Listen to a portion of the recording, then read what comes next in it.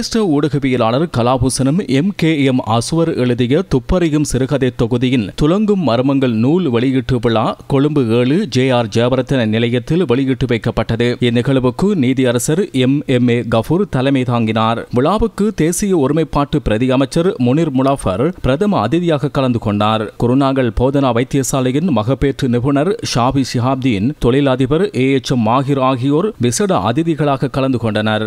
நூலின் முதல் பிரதியை பாணந்துரை ஃபுவாத் ஹாஜியார் பெற்றுக்கொண்டார்.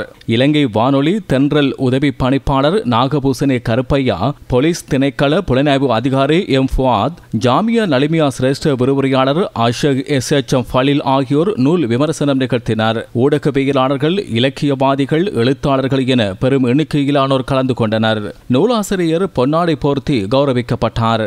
இந்நூலில் நாட்டில் நடைபெற்ற குற்றச்சம்பவங்களை பத்திரிகைகளுக்கு எழுதி வந்துள்ளார். அவற்றை தொகுத்து கதை வடிவில் வெளியிடப்பட்டுள்ளது. 14 உண்மைச் சம்பவங்கள் இந்நூலில்